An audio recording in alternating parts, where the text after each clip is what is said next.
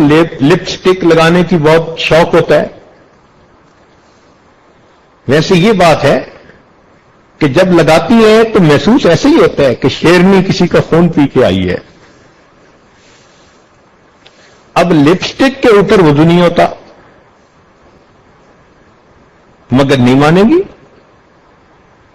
اور جی میں اس کو صاف کر دوں گی. عالمہ بچیاں یہ جواب دیتی ہیں اور موقع پہ صاف بھی نہیں ہوتی. تقریبات میں جاتی ہیں، نمازیں قضا.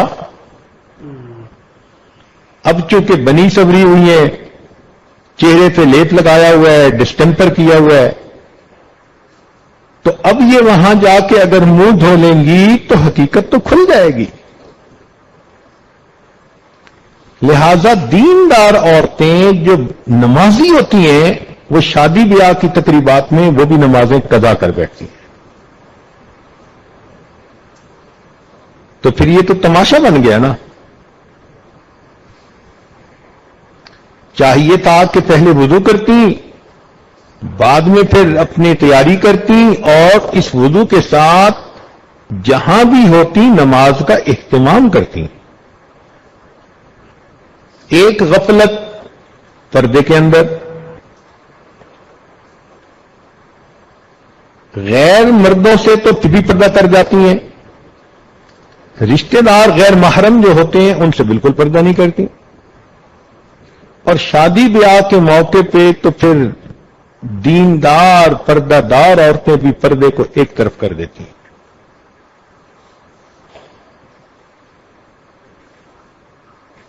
پاکی ناپاکی کی طرف اتنا دھیان نہیں ہوتا.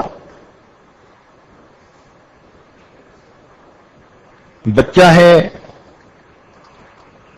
اب اس کے کپڑے، اپنے کپڑے، کوئی چیز دھو رہی ہے اور چھینٹے اپنی شلوار پہ پڑ رہے ہیں اور پرواہ نہیں.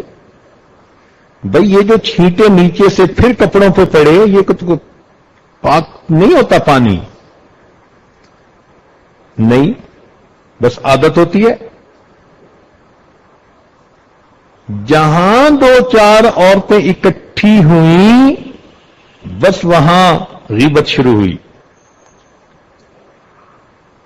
ضرورت ہی کیا ہے کسی کی بات کرنے کی، مگر رہ نہیں سکتی.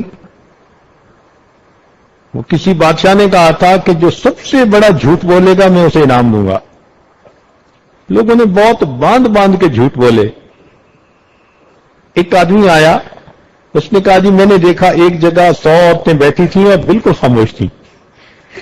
تو اس نے کہا کہ اس کو انعام دینا چاہیے کہ سب سے بڑا جھوٹ تو یہ ہے، اتنا جلدی انفارمیشن پاس آن کرتی ہیں کہ 1 منٹ کے لیے دوسری عورت کو ملے گی نا تو اس کو اپنے خاوند کے بارے میں، ساس کے بارے میں، گھر کے بارے میں بھی سب کچھ بتا دیں گی اور پیٹ میں کیا انہوں نے اٹھایا ہوا ہے اس کے بارے میں بھی بتا دیں گی. اب یہ جو شکایتیں بیٹھ کے کرتی ہیں محفلوں میں، اللہ رب العزت کو ناپسند.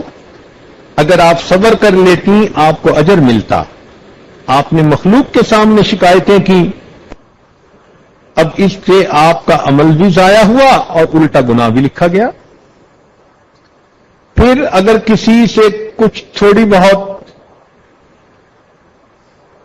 کشیدگی ہے تو جان بوجھ کے ایسے کام کریں گی، ایسی بات کریں گی کہ اس کا دل دکھے، اور پھر آپس میں بیٹھ کے بات بھی کرتی ہیں. میں نے بھی ایسی بات کر دی، بس سڑتی ہی رہی ہوگی. اب یہ جو ذہنیت ہے نا کہ میں نے ایسی بات کی کہ وہ جلتی رہی ہوگی، وہ نہیں جلتی، اپنے آپ کو آپ جہنم میں جلانے کا سبب بنا رہی ہیں، دل آزاری کرتی ہیں. ایک وجہ یہ بھی ہے کہ ابتدائی جوانی سے بے پردگی، بالغہ ہو چکی ہیں مگر پردے پہ تیار نہیں ہوتی. صدقہ کرنے میں دل کھلا نہیں ہوتا. اگر صدقہ زیادہ کریں تو اللہ رب العزت ان کو جہنم کی آگ سے بچا دے. إله إلا الله لا إله إلا الله لا إله إلا الله لا إله إلا الله لا إله